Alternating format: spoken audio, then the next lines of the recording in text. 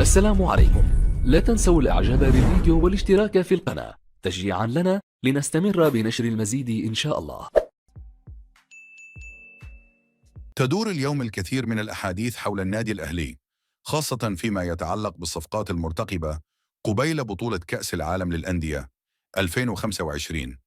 البطولة التي ستقام في الولايات المتحدة الأمريكية خلال شهر يونيو تعد حدثاً ضخماً يجذب أنظار جماهير كرة القدم. يركز النادي الأهلي على تعزيز صفوفه من خلال عدد من التعاقدات الجديدة، ما يعكس طموحاته في المنافسة على المستوى العالمي. هذا المقال يستعرض أهم الصفقات المتوقع حدوثها وآراء المهتمين بعالم الرياضة حول تلك التطورات. الإدارة العليا للنادي الأهلي تتجه نحو وضع استراتيجية محكمة لضم لاعبين جدد قبل انطلاق مونديال الأندية. فمع اقتراب فترة الانتقالات الشتوية، يتطلع الأهلي إلى التعاقد مع لاعبين مؤثرين سواء من الصفقات المحلية أو الأجنبية.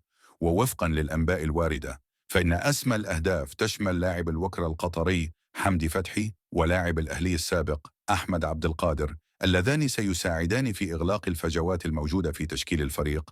وفقا لتقارير صحفية، تركز أنظار الأهلي أيضا على ضم النجم المصري تريزيجيه لقوة الفريق الهجومية.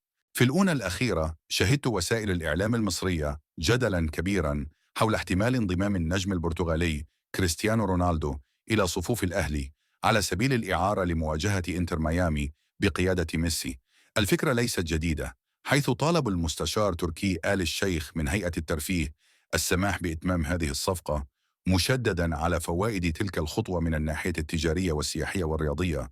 ومع ذلك تبقى هذه الأنباء مجرد تسريبات لم تؤكدها الجهات الرسمية بعد، مما يجعل الجماهير في حالة ترقب. في النهاية تعكس الصفقات المرتقبة للأهلي مدى طموح النادي وتطلعه لبلوغ نهائيات كأس العالم للأندية بقوة. مع تخطيط الإدارة واختياراتها المدروسة، يظل الجمهور متحمساً لرؤية التشكيلة القوية التي ستظهر أمام الفرق العالمية.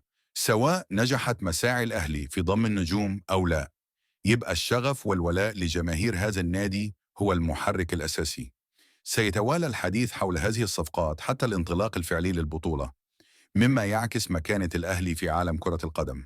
وجه أحمد أبو مسلم نجم الأهلي السابق تحذيرا صريحا لإمام عاشور لاعب وسط الفريق بسبب أزماته الأخيرة، مشددا على ضرورة الالتزام والانضباط واحترام قواعد النادي، وإلا سيجد نفسه خارج جدران القلعة الحمراء.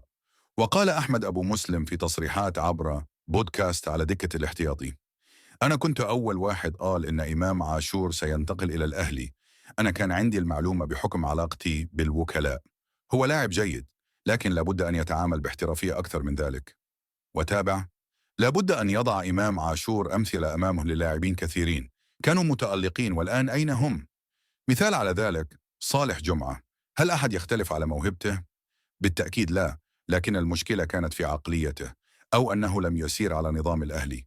وأضاف: الأهلي كما هو منذ سنة 50 فلا بد أن تسير على نظامه، وجمهور الأهلي واحد. اللاعبون الآن عندهم مشكلة، وهي البحث عن اللقطة والترند، وإمام من ضمنهم، وليس هو فقط بل لاعبي مصر كلهم. الآن أرى في البرامج الرياضية لاعب يفعل أمرا معينا لكي يأخذ الكاميرا ناحيته ويصبح ترند. وأشار: أرى لاعبين يخطئون في حق زملائهم أو في ناد كبير حتى يصبحون ترند. هل وسط الترند عملت في مصر مشاكل كثيرة. إمام عاشور لابد أن يعرف أنه في النادي الأهلي، ويدرك أن جمهور القلعة الحمراء ليس كأي جمهور.